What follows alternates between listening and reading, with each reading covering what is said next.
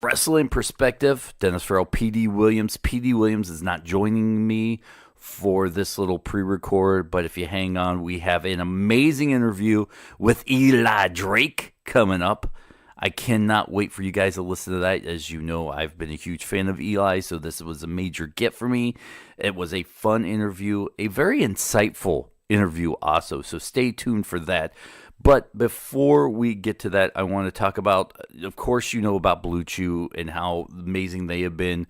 Without Blue Chew, this podcast would not be where it is today. Without Blue Chew, we would not have a syndicated radio show heard on over 100 radio markets, sponsored by SB Nation Radio.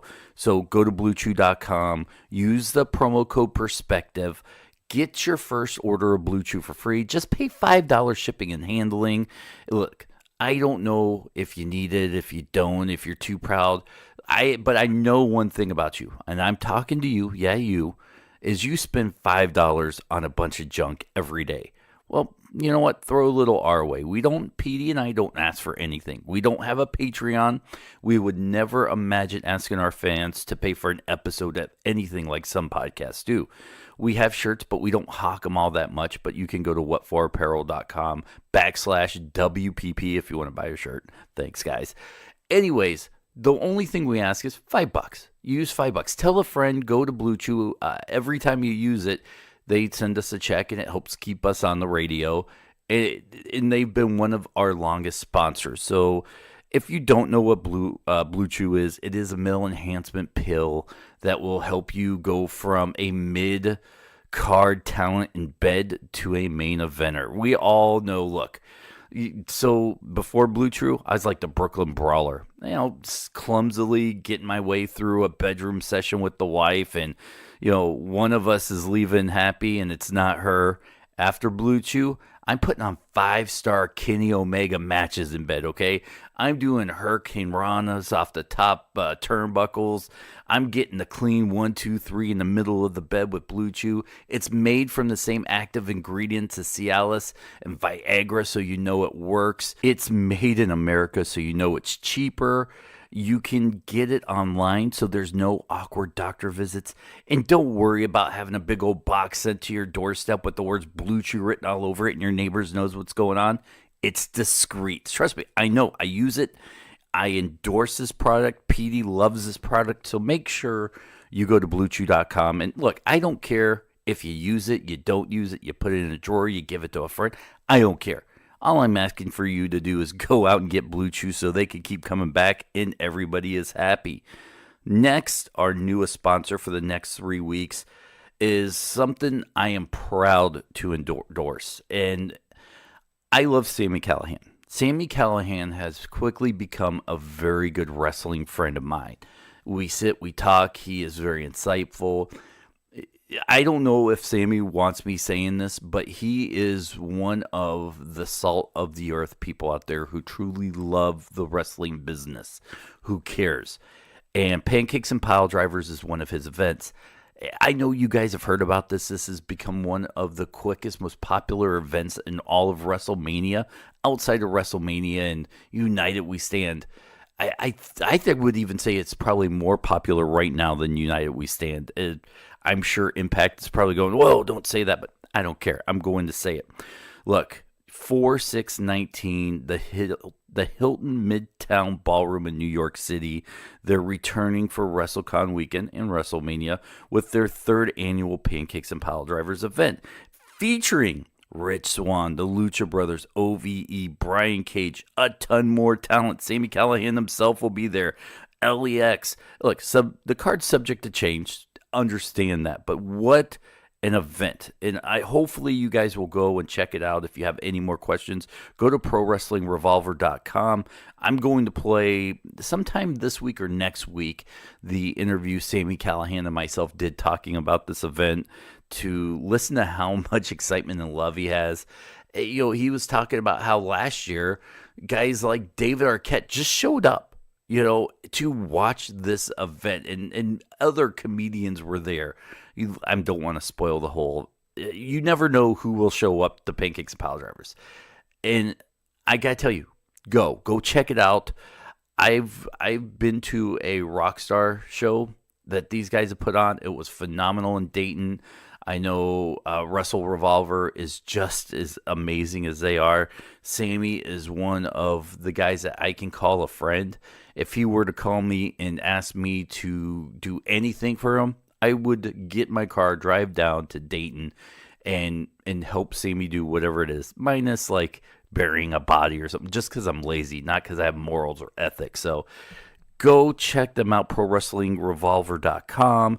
If you're going to be in New York City for WrestleMania weekend, I got to tell you, go there. Check out Pancakes and Piledrivers.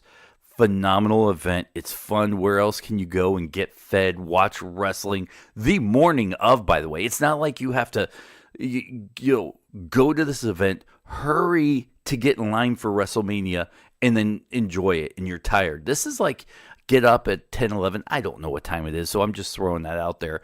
Go have breakfast. You're going to eat breakfast anyways, right? Eat breakfast, watch wrestling, maybe sit beside someone famous. Like I said, I don't know if he's there this year or not, but David Arquette was there last year just watching the event, having fun. It is one of the most fun events, and I'll tell you, if I were going WrestleMania weekend, I would buy a ticket. I wouldn't even ask Sami Callihan for a free ticket. I would actually buy a ticket to go support them. That's how much I believe in Pro Wrestling Revolver. And even outside of that, go to Pro Wrestling Revolver. Like their Facebook page. Make sure you're following them on Twitter. Because if they host an event in your town, you do not want to miss it. Now, we're done with the reads. We have Eli Drake coming up in a couple of minutes. I do want to put over Petey Williams and myself. If this is the first time you're listening, first of all, welcome. I'm deathly tired. I'm recording this after 2 days of tapings at Impact. It was a blast. I'm sure this week Petey and I will sit down and we'll talk about the tapings and all the fun that we had and some great stories. I did not want to wait to put out the Eli Drake interview. As I said, he was very insightful and it was fun, and I want to make sure you guys get to hear this. So, in just a second, Eli Drake.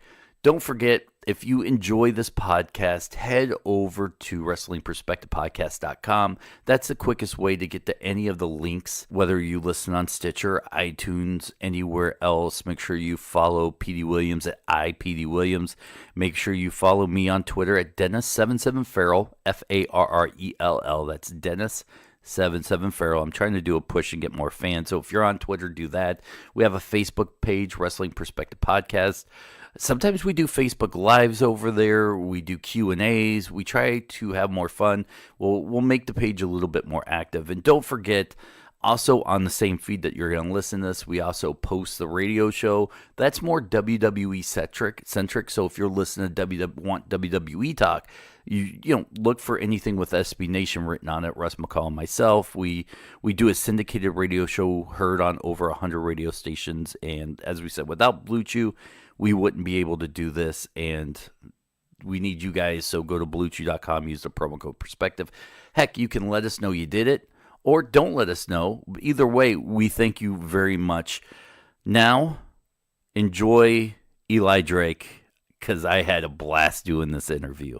All right, Pete, I am like a little schoolgirl right now, because when we first started this podcast, there was one guy who kept begging you to get on the podcast. We've had Chris Jericho. We've had everybody on. And the one guy, like, I've come to these tapings as like your little hang-on buddy, right? Mystery guest. Mystery guest. And I'm like, Pete, go ask him. Because I'm nervous to go talk to him because like, he's famous. I'm me, right? Fat guy in a little vest that barely fits me. And by the way, before he gets there, the one thing I feel like you need now is that sound clip of Jim Carrey saying, "I desperately want to make love to a schoolboy." Anyway, go on. But, Pete, you made it happen. We made it happen. And, we talk about this guy probably every podcast. We argue about him, his character, what's going on with him in Impact. But without further ado, it's my pleasure to welcome Eli Drake. Who's arguing about me? What are we arguing about? Okay, well, let me start. Okay, you start it. Okay, so we both agree you got this cool factor about you. All right. Wait. So have you ever seen Broken Arrow, the movie? No. Really? Not one person has seen this movie? He's going to explain it to you. All right. So Broken Arrow, mid-'90s movie, Christian Slater, John Travolta. Yep. They both play like Air Force pilots transporting a nuclear bomb. One turns on the other. And every time they show John Travolta's character, there's this like cool, twangy guitar sound that comes on behind him. His like, own soundtrack, pretty much. And I always say that every time you enter a room, you become the coolest guy automatically into the room. That you should have somebody behind you going. I need to find a henchman who can just follow me then. Yes. Okay. I think you got it. So, but the argument stems where he's like, he thinks Eli should be like the head star of the company, which I agree with because we both we both agree that you got this cool factor. But then I had to explain to him, like, listen, right now they got something else going on in the title picture. Like, Eli can't always be in the title picture because they got to build up other characters and other stars, so that way when you slip back in, sure, and then that way you can elevate other mid-card wrestlers. You agree? Yeah, I think also, though, at the same time, there is a way to keep a talent elevated even while you're elevating others. And you asked before we got on the air, I'm sorry I'm breaking down the fourth wall, if I was uncomfortable talking about anything. I'm not. I'll be honest, I have kind of been, exception of the last few months, kind of written in oblivion the last year. Fortunately, the fact that I can speak has kept me relevant to some degree. But otherwise, a lot of it stemmed from the fact that it was believed that I was leaving. I even thought that I was going to be leaving. And at the last minute, I kind of did an inventory of everything. And I was like, you know what? I'm going to stay here. And I was thinking, all right, well, there's going to be probably a level of happiness and appreciation. Oh, great. Well, now we can use him in this great way. And then it was like, no, we'll feed him to Joe Hendry. Right. We'll feed him to and I'm like, what? Why? Why'd you come back? Why? And I don't. And in the last couple months, I've enjoyed myself very, very much. The stuff with the Abyss, the stuff with Eddie, everything's been good. But leading up to that point, I actually agree with you, and I agree with you. I'm sorry, I'm pointing like the audience at home knows. They know. I agree with both of you guys, but in different ways. If you take, for instance, I'm going to take us back to the late 90s, because I have not kept in touch with wrestling since about 2003, if I'm honest. If you look at, The Rock, Steve Austin, Triple H, those guys weren't always in the title picture necessarily, but they were within reach. I feel like if you watched this show between last April and this past December, you'd have no idea I was the world champion a year before. I agree. And I think that's where there's a gigantic disconnect, for my character anyway in particular. Now, does something like that affect now? Because I don't know you outside of the Eli Drake character, and people have different motivations for signing contracts. Like Petey, he doesn't care about wins and losses, and he just has fun. But for someone like you, is that stuff important to you? Would you take a good storyline, interesting momentum over, let's say, a dollar amount that may not be life-changing? Let's say one company offered just a little bit more than the other. How does that play out for you? Well, there's so many factors that go into that. There's a level of freedom that I have enjoyed here, whether that be freedom to do whatever I want outside or whatever, or the freedom to just be like, they know me. Mm-hmm. And if it comes down to a promo segment or whatever, it's kind of like, here's the points we want you to get across, go do your thing. That I love, that I appreciate. The money I'm getting paid is great. And I know that a lot of people are like, well, I don't know, I heard Impact. No, I'm doing fine. I'm living comfortably. Well, we were worried about you, honestly. Yeah. We have a collection going around. We were worried. and considering that last year, it was just like, okay, I'm making good money. I've got a beautiful girlfriend here. I love my life that I'm living here in Los Angeles. Do I really want to go and move to, X city and actually take a pay cut in the meantime? And the answer at that time was no. The answer was yes for a minute, because I was like, I'm going to bet on myself. I'm going to do this, and I know I have potential to grow beyond. But at the same time, I was just kind of thinking where I was, what I was doing. I don't know. So, I mean, those decisions can be very intricate because, again, there's a lot of details in what you were saying. Now, Pete, I'm going to, while he's being open for a second, and I know. Just for a second, I'm about to close up. I know. And I know you're not going to, tell us everything that's going on. Everything. But when you wake up and you see dirt sheets start talking like, oh, WWE or blank is interested in Eli Drake now. Look, I'm not a dirt sheet guy. I don't read or listen to him. But I'm always curious on how news gets leaked, and then if it gets leaked, how does a wrestler or talent react to it? Well, I wondered that too, because actually I got tagged in that the other day on Instagram. And I I'm saw just that. like- so I look at that, and What did it say? I'm not aware. it said, I think it said something to the effect of like WWE interested in Eli Drake. Okay. Yeah. And I looked at it, and I'm like, well, nobody's contacted me. So what's the source? I mean, like, I've talked to people there that I'm friendly with or whatever, certain coaches that I'm friendly with and stuff like that, but nobody's overt. I mean, definitely people have been like, I think you do well here, but nobody was like overtly making me an offer. There was nothing like that. So it was more just friendly conversations along with, by the way, Right. you probably could think about it. But there was nothing like outright, nobody's contacted me, nothing like that. I know AEW's out there, all that stuff. So the fact is there's a lot of options at this point. And this is a time where, truth be told, I run up on May 31st here at Impact. So Really? So if that's the case, I mean, it's time to start thinking about what options I have, things like that.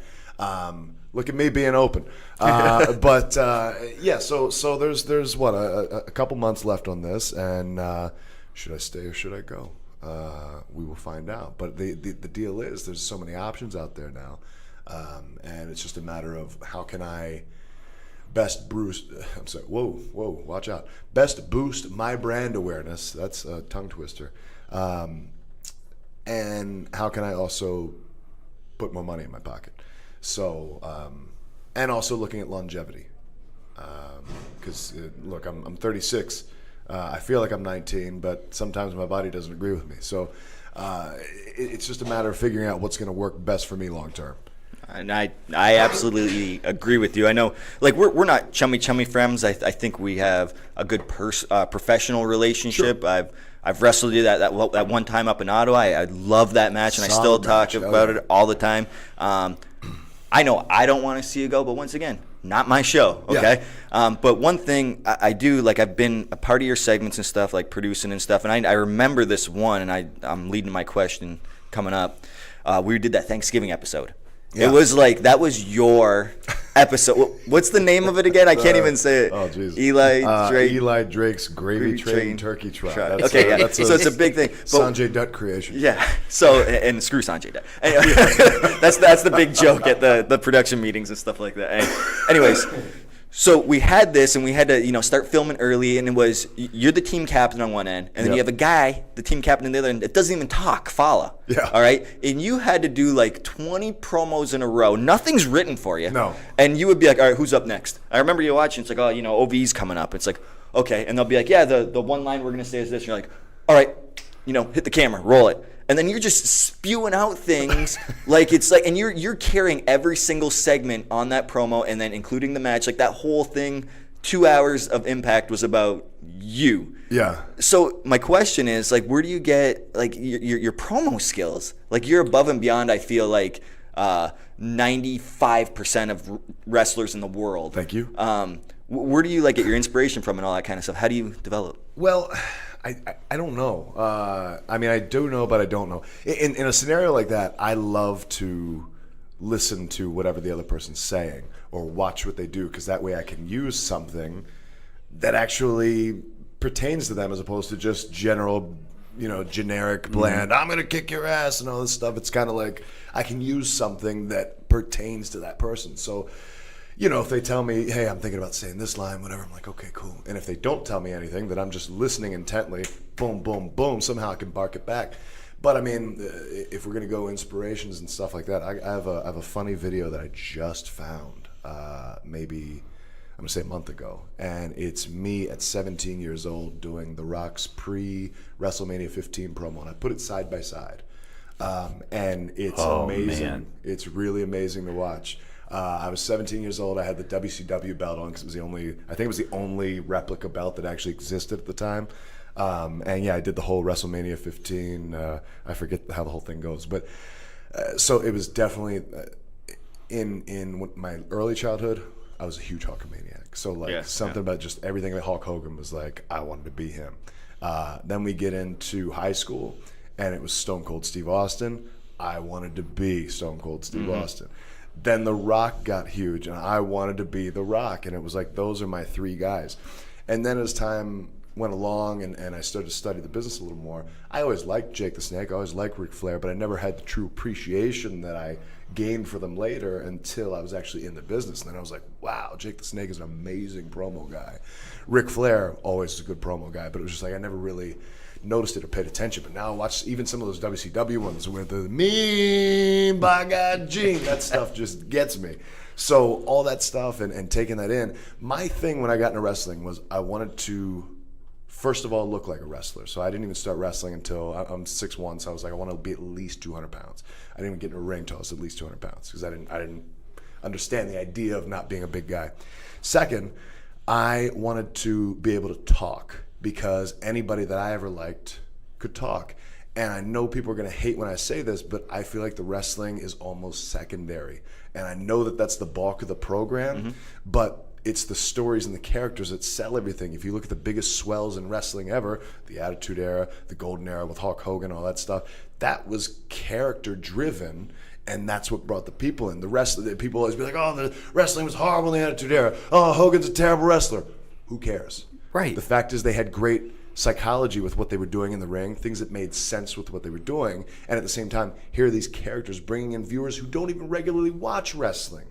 So if you're making everything about your moves, that's good because you want your stuff to be crisp. But if that's all you've got, you're only really entertaining the hardcore wrestling fans who are going to be there anyway. If you want to bring in a bigger audience, you gotta be able to talk. You know, what made me a fanboy of yours was your YouTube channel. The stuff you did and how entertaining. People don't realize how truly funny you are. Oh, no. What did I do? No, well, I mean, everything. You know what you did. And go Google it because this YouTube channel is Impossible Castle. Yeah. What was you watch Take the Money, I'm going to assume? Yes, maybe? of course. That's what got me started was Take the Money. And that's when I really learned about you. I did not know you were on a reality show for the longest time. Well, the funny misconception there is a lot of people think that I was on the reality show and then got into wrestling. God, that couldn't be further from the truth. I wish it was that easy. Yeah. I've been pounding hard at this since I was 20 years old for 16 years now. Actually, I just celebrated my 16-year anniversary of starting training 6 days ago. I'm sorry that I'm probably... Was that a paper anniversary there, 16? Is that paper or diamonds? That might be diamonds. I don't know, but my career can drive now, so we're good to go. But it's... In that regard, it's like, man, I've been doing this a long time. You got the reality thing definitely... I want to say it helped. It didn't really. It just kind of happened at the same time. It was like that happened, and I got signed to WWE at the same time. But yeah, so anyway, I did the Take the Money thing. Fatty Cock Block is one of my favorites. So if you search Fatty Cock Block, you're going to see something real dumb. But where I'm leading with this is who drives the humor? Is it the Eli Drake character that brings out the best in you as a person, or is it you as a person that creates the humor and then transfers it over to Eli Drake? Eli Drake is the argumentative jerk side of me and the party side of me both melded together and with the volume turned up. So if you saw me at a party, or if you saw me in an argument, or some reason I was in an argument at a party, which makes no sense, you'd have Eli Drake. All right, I got one more question, Pete. I don't know about you. Go ahead. All right, so you're open. Your contract's up in 2 months. You're very... Shh, don't tell everybody. That no one's listening. Don't worry. Trust me. We're not even hitting record on this. No. We just wanted to talk to you in private. This is all a ruse just to get some face I'm time. open for work. Call me. Hire me. Now, you were open about how you were 1 foot out the door and you changed your mind. This time your contract extension's out. Just general feelings. Look, I'm not asking you to tell me your game plan or if you have any contracts on the table, but as your feelings approaching the extension date, do you feel the same way the first time around? Are feelings a little bit different? That's kind of where I'm going here. How honest do I be here? Please, really honest? No, I mean, I think I voiced earlier a little bit of disappointment with the first half of this last year, this last contract. I'm definitely disappointed. Every time we drive back, I complain like, dude, what are they doing with Eli Drake? Yeah, and I think the stuff I've been doing with Eddie lately is great. I think the match with Abyss, I never ever want to have a match like that again, but it was great. And that stuff has been great. But that aside, that took a long time. That took like 5 or 6 months just to get to any relevant storyline again. And with that, I'm just kind of like, man, all right, well, maybe I should have taken the opportunity to go elsewhere. But at the same time, again, you got to do an inventory of where I am in life. Like I'm living pretty comfortably. I'm living where I want. I'm making a decent paycheck. So I don't know. We'll see what happens in a couple months, but All right. who knows? Pete? Well, hey, I mean, in the meantime, I see you have your Impact Wrestling shirt on with a dice right there. Hoodie, Who's I on should the say. back? Oh my goodness. Eli Drake on the back right there. I'm actually on something. But anyways, Eli, where can people find you? Get your T-shirts, all that kind of stuff. ProWrestlingTees.com/Eli Drake. Of course, go and get all your beautiful, fancy Eli Drake gear there. You can also go to Twitter and Instagram and find me at the Eli Drake. TheEliDrake. I'm there. I follow him. There it is. All right.